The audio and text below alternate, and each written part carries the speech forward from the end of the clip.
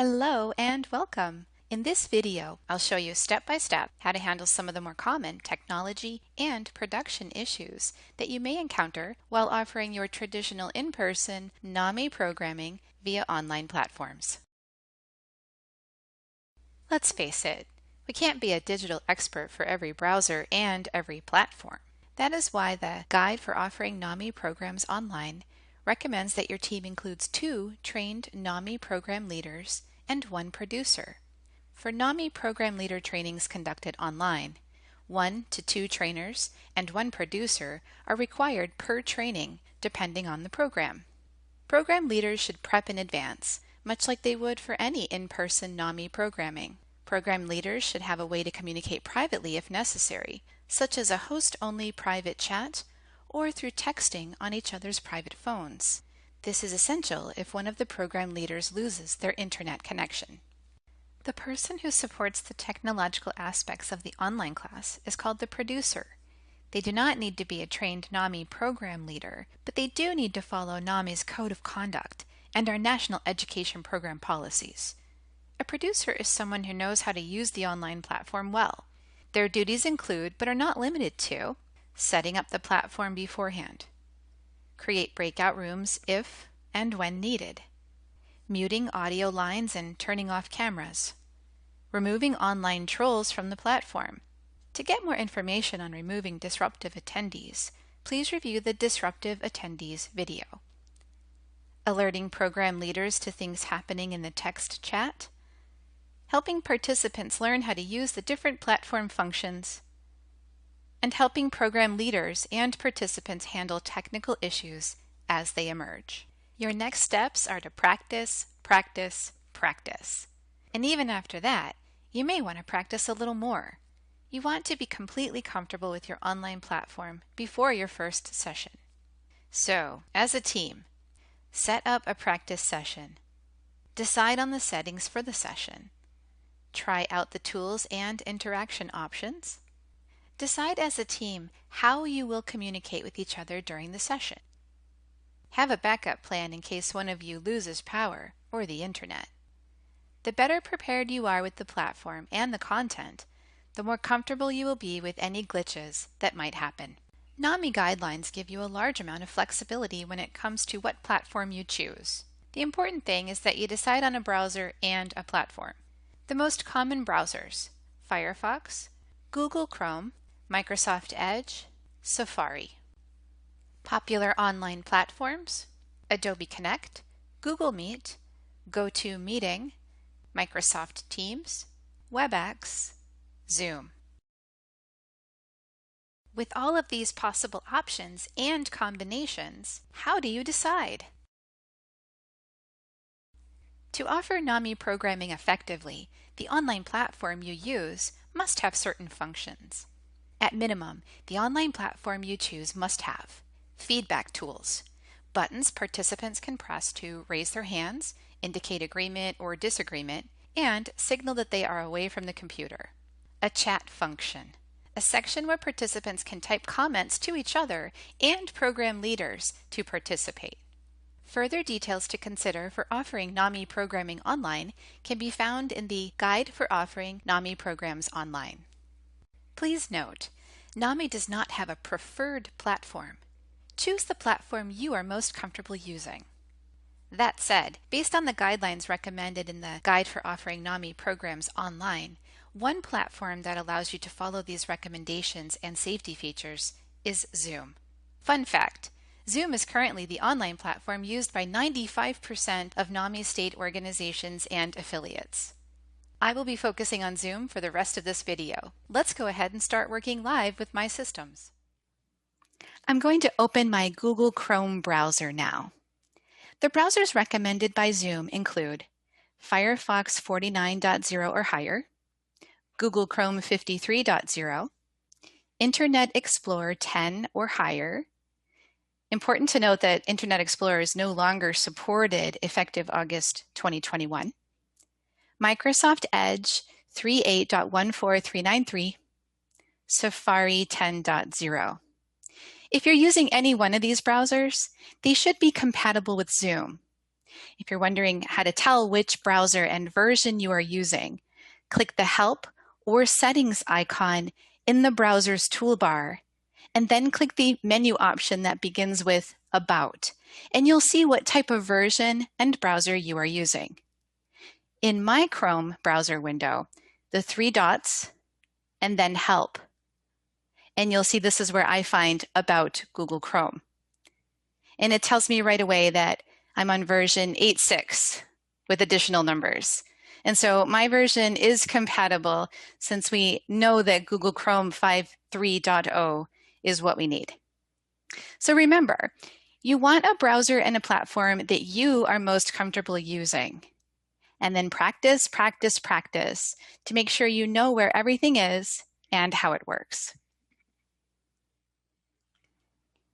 As you can see, I've already started my Zoom meeting using my Chrome browser.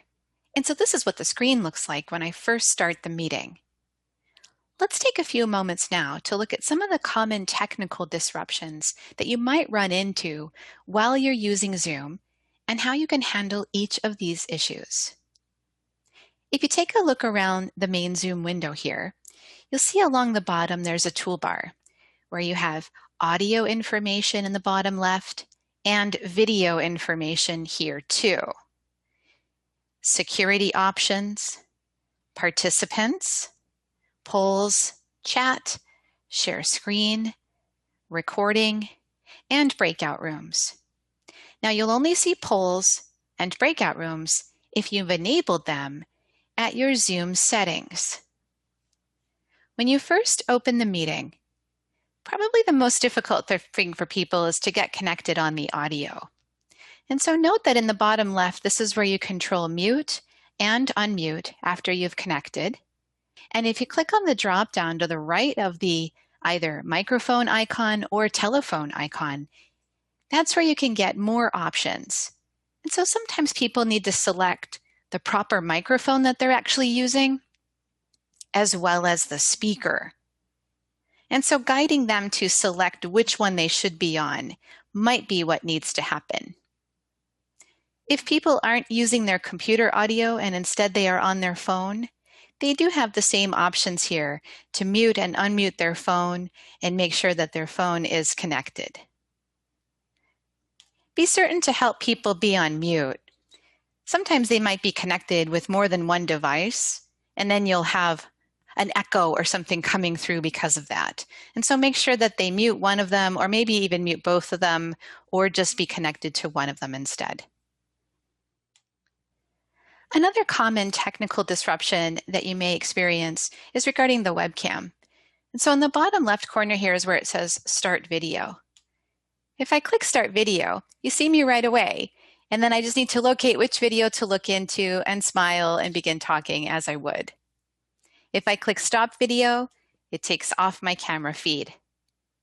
You'll notice too, to the right of Start and Stop Video is a little pop-up where I can go to my video settings.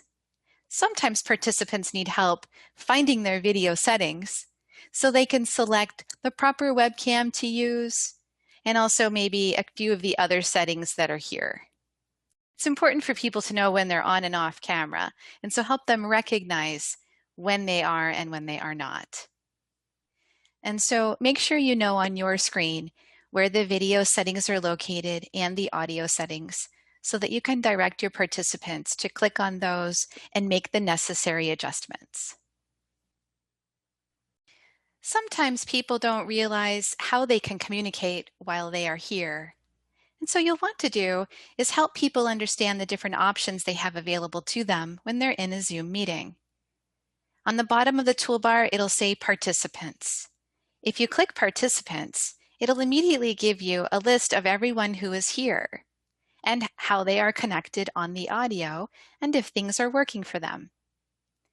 If they float their mouse over their name, they can not only mute their audio here if they need to, but also click on More, where they can edit the name and even the picture that appears if they're not on camera. Sometimes people need to rename because maybe they're not coming in with their name or maybe they're using their company's login or something. Also, people sometimes don't realize they can send messages using what's called chat.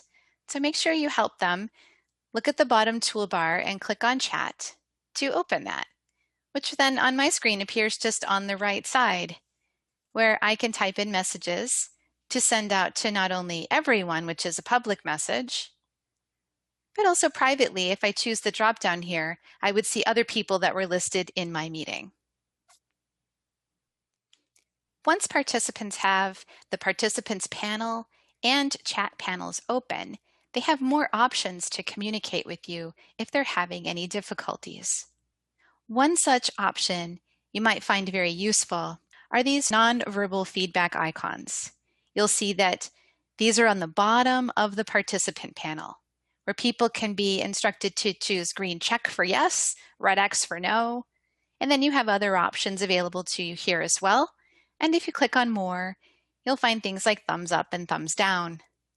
People could even indicate that they need a break or that they are actually on one. If Zoom is crashing and closing itself down, you can check one of two places to see what's happening. You can check Zoom service status at the Zoom Help Center, or you can go to Down Detector to see if there's a regional Zoom problem in your area. Sometimes issues with servers or Zoom during maintenance to the platform may mean the service will be down for a while and you'll have to wait for it to come back up again. If it doesn't look regional, you may want to try the web version of Zoom instead of the application. As long as your internet connection is sufficient, the web version tends to be a bit more reliable if the application is experiencing problems. These are just some of the common issues you and your participants may have when joining a session. If you would like to research Zoom more, be sure to check out Zoom support at support.zoom.us. Zoom provides user guides, quick start guides, and video tutorials. And before we end this video, the NAMI team has provided you with a summary sheet of helpful tips and information included in this video. It is available on nami.org in the Online Knowledge Center located at nami.zendesk.com. Thank you, and enjoy facilitating online.